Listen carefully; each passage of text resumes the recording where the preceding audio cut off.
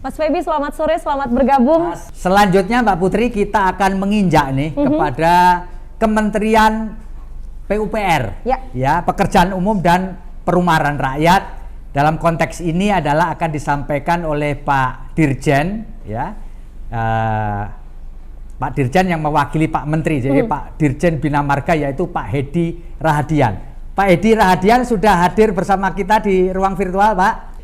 Terima kasih atas kehadirannya, Pak. Bisa dijelaskan nggak, ini ada tadi di pengantar video kita ada 44 proyek yang senilainya 41 triliun di wilayah Mataraman, diantaranya adalah akses jalan dan sejumlah proyek lain.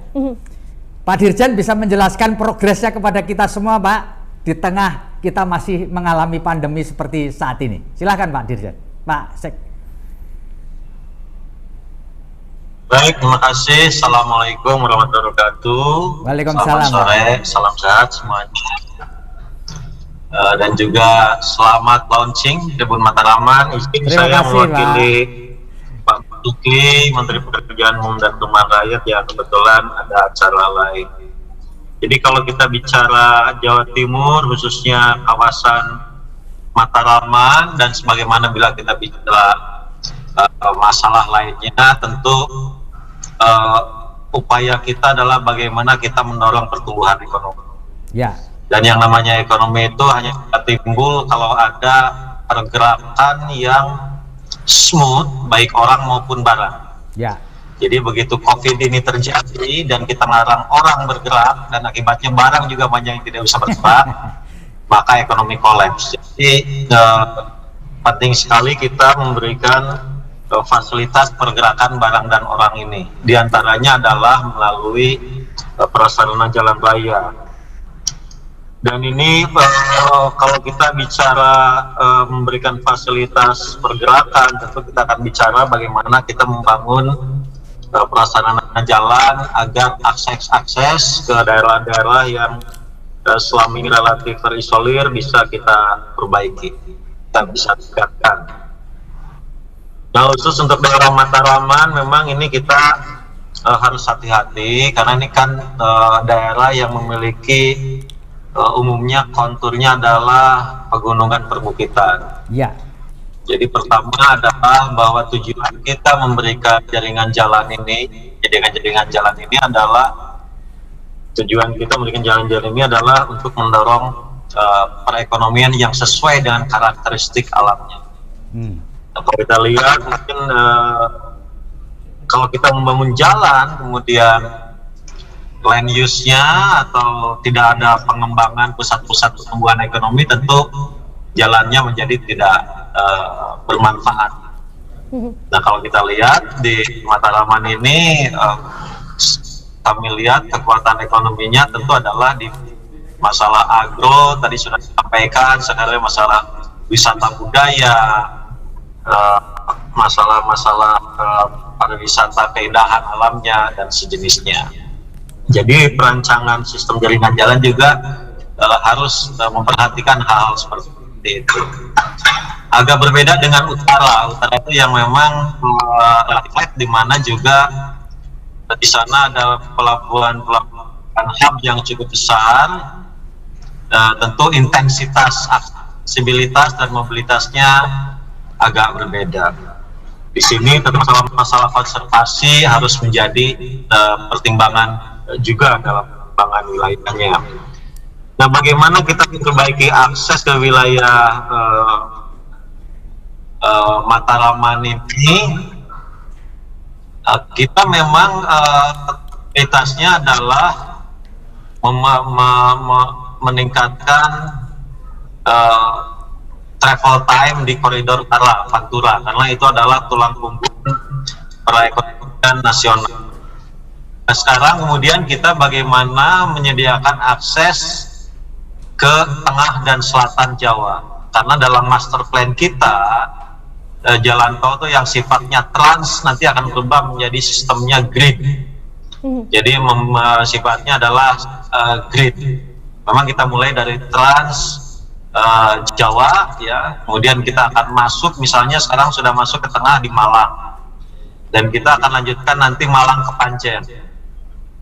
Dan demikian juga di wilayah yang terkait dengan Kediri dan sekitarnya ini. Dan kita sedang dalam persiapan sekarang untuk membangun Kertosono Kediri dan kemudian nanti Kediri Tulungagung. Ini dari segi akses dari utara. Karena apa? Kita perlu memberikan akses ke arah selatan karena walaupun kita memang membangun sekarang jalur Pansela itu membentang macam trans selatan, menghubungkan titik-titik di sepanjang kota-kota di sepanjang selatan Pulau Jawa. Tapi kami melihat ya bahwa pengguna dari produk-produk di selatan itu adalah tengah dan utara, utamanya. Di ikan itu mungkin dikirim ke Malang, ke Surabaya, ya.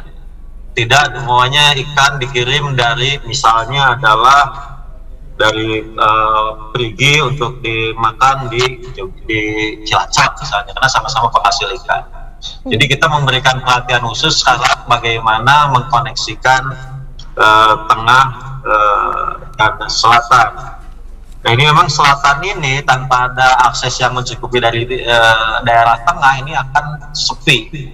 Jadi kami amati bahwa ke selatan ini sangat penting. Tentunya menyambungkan selatan-selatan ini juga penting. Walaupun ini kami melihatnya murni sebagai jalur ekonomi. Selatan-selatan agak berbeda dengan utara. Utara itu adalah jalur ekonomi, tapi selatan ini kami melihatnya sebagai jalur wisata. Karena karakter alamnya sangat mendukung. Karakter peninggalan-peninggalan budayanya juga mendukung.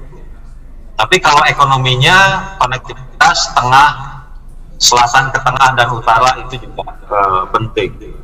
Nah untuk yang Pansela memang yang di Jawa Timur ini, jadi yang kita sebut jalur pantai selatan itu adalah membentang dari Labuan di Banten, itu nanti ketemunya di Glenmore, sehingga nanti nyambung dengan